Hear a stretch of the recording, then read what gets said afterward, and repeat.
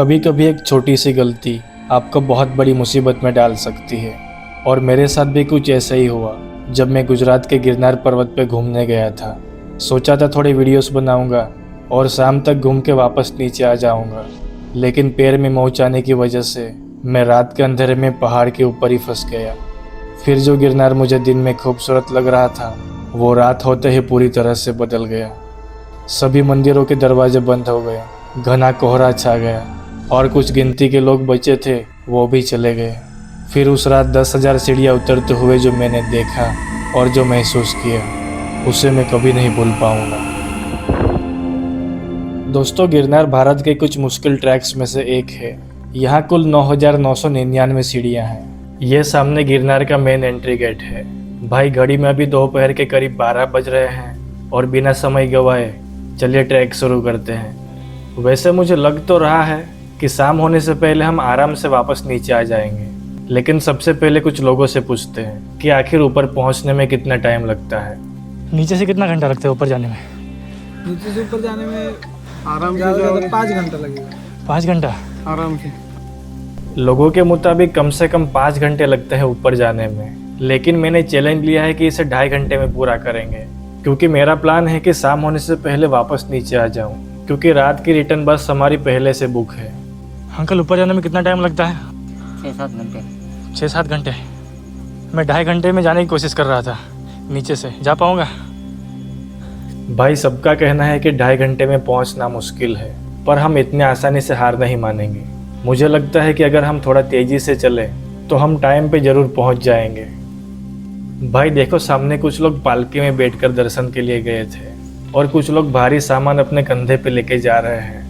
सच कहूँ तो ऐसे नज़ारे यहाँ बहुत ही कम देखने मिलते हैं। जब मैंने कुछ लोगों से बात की तो पता चला कि रोपवे फ़िलहाल कुछ दिनों के लिए बंद है। मतलब यार, अब हम पूरी तरह से सीढ़ियों के भरोसे हैं। गिरनार की सीढ़ियाँ देखने में जितनी आसान लगती हैं उतनी है नहीं, क्योंकि शुरुआत के 5,000 सीढ़ियों तक ऐसी खड़ी चढ़ाई चढ़नी पड़ती है। फ़िलहाल तो सब कुछ हमारे प्लान के हिसाब से ही चल रहा है, इसीलिए सोचा 2 मिनट रुककर थोड़ा रेस्ट भी कर लेते हैं। दोस्तों, थोड़ा सा आगे चलते ही हम हमारे पहले चेक पॉइंट जैन मंदिर तक पहुंच चुके हैं। ये मंदिर गिरनार के करीब 3,500 सीढ़ियों पे आता है।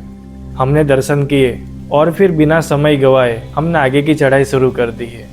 लेकिन कुछ ही देर बाद चढ़ाई करते वक्त जल्दी जल्दी में मेरा पैर गलत जगह पड़ गया और मेरे पैर में मोच आ गई। दोस्तों, मेरे साथ जो आप देख रहे हो वो जय भाई हैं। ये मुझे रास्ते में मिले थे और एक जगह रास्ते में ऐसी आई जहाँ पे मेरा पैर बहुत दर्द करने लगा और मैंने सोचा कि मैं यहीं से वापस रिटर्न चलूँगा। तभी अचानक से आए और इन्होंने मुझे अपनी छड़ी दे दी और बोला चलो ऊपर, और यहाँ तक मुझे अपने साथ लेके आ गई। सामने देखिए, हम अम्बा माता के मंदिर तक पहुँच चुके हैं। यहाँ तक हमने करीब 5,000 सीढ़ियाँ पार कर ली हैं और ये मंदिर गुजरात का प्रसिद्ध शक्तिपीठ भी है। भाई, सफ़र का सबसे मुश्किल हिस्सा पार करके मैं काफ़ी खुश था, लेकिन मुझे बिल्कुल अंदाज़ा नहीं था कि असली चुनौती तो आगे मेरा इंतज़ार कर रही थी। दर्शन करने के बाद हमने थोड़ी देर पैरों को आराम दिया और वहीं पे हमारी मुलाकात इन बूढ़े अंकल से हुई। पता नहीं क्यों पर धीरे धीरे सामने से लोग मेरे साथ जुड़ते जा रहे थे। भाई, ऐसा कभी किसी और जगह पे मेरे साथ नहीं हुआ। हम आगे तो बढ़ रहे थे, लेकिन बहुत धीरे धीरे, क्योंकि पैरों का दर्द अब धीरे धीरे बढ़ते जा रहा था। लेकिन आखिरकार हम गिरनार के सबसे ऊंची चोटी गोरखनाथ तक पहुंच ही गए। भाई, इस वक्त हम गुजरात की सबसे ऊंची जगह पे खड़े हैं और सच कहूँ तो सामने का नज़ारा देखकर मैं सारी थकान और पैरों का दर्द एक पल के लिए भूल ही गया। लेकिन जैसे ही मैंने चलना शुरू किया, ये खुशी जल्द ही दर्द में बदल गई, क्योंकि पैर पहले से भी और ज़्यादा दर्द करने लगा था। अब मेरे सामने मंजिल नज़र आ रही थी, यानी गुरु दत्तात्रेय का मंदिर और इस ट्रैक की आखिरी सीढ़ियाँ। लेकिन पैर में आई मोच के साथ आगे जाऊँ कि नहीं जाऊँ समझ में नहीं आ रहा। मेरे पैरों ने तो जवाब दे दिया था, लेकिन उस वक्त मेरे दिमाग ने एक बहुत बड़ा गलत फैसला ले लिया और मैं निकल पड़ा इस ट्रैक की आखिरी सीढ़ियों की तरफ। जय भाई ने मुझे रोका कि ऐसी हालत में आगे बढ़ना रिस्की हो सकता है, लेकिन मैंने उनकी बात नहीं सुनी और आगे बढ़ता गया। अब यहाँ से पहले हमें करीब 1,000 सीढ़ियाँ उतरनी है और फिर 1,000 वापस भी चढ़नी है। भाई, हर सीढ़ियों के साथ पैरों का दर्द और भी बढ़ते जा रहा था। कई जगह पे तो हालत ऐसी हो गई थी कि बिना सहारे एक कदम भी चलना मुश्किल हो गया था। अब यह 2.5 घंटे का चैलेंज नहीं रहा था, अब बस किसी भी तरह दत्ता गुरु के दर्शन करके सुरक्षित नीचे लौटना था। भाई मैं जैसे तैसे नीचे तक पहुंच गया हूं, पर अब हवा तेज़ होने लगी है और शाम भी होने वाली है। किसी ने मुझे रास्ते में बताया कि 30 मिनट के बाद मंदिर के द्वार बंद हो जाएंगे। दर्शन करने के लिए मेरे पास सिर्फ 30 मिनट का वक्त है, लेकिन मोच आने की वजह से मेरे दूसरे पैर पे ज़्यादा प्रेशर पड़ रहा है और अब धीरे धीरे ये भी दर्द करने लगा है। आखिरकार मैं पहुंच ही गया। सच कहूँ तो इतनी तकलीफ के बाद पहुंचकर मेरी आंखों में सच में आंसू आ गए थे।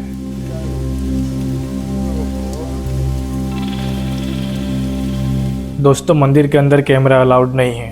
अंदर गुरु दत्तात्रेय त्रिमुखी स्वरूपी विराजमान है। दोस्तों, हमें दर्शन काफ़ी नज़दीक से हुए और हमने थोड़ा समय मंदिर के अंदर भी बिताया। दर्शन तो हो गए, लेकिन असली टेंशन तो अब शुरू हुई, क्योंकि नीचे उतरने के लिए अभी 10,000 सीढ़ियाँ बाकी हैं। लेकिन अच्छी बात यह है कि जय भाई मेरे साथ हैं। लेकिन असली खतरा तो आगे हमारा इंतज़ार कर रहा था, जिससे हम अनजान थे। नीचे उतरते हुए अचानक से रास्ते में हमें 2 गुरुजी मिले और बिना कुछ सोचे वो भी हमारे साथ चलने लगे। पर देखते ही देखते पूरा गिरनार अंधेरे में डूब गया। ऊपर से तेज़ हवा और घना कोहरा छाने लगा। रास्ते को देखकर लग ही नहीं रहा था कि यह वही गिरनार है जो थोड़ी देर पहले हमें खूबसूरत लग रहा था। जय भैया, गुरुजी और बूढ़े अंकल, हम सब लोग एक ग्रुप बना के चलने लगे, क्योंकि यह गिरनार घने जंगल और जंगली जानवरों से घिरा हुआ है। आए दिन यहाँ लेपर्ड्स और लायंस को देखा जाता है। रास्ते में हमें एक यंग ग्रुप मिला। हम सब लोगों ने डर को कम करने के लिए महादेव को याद किया।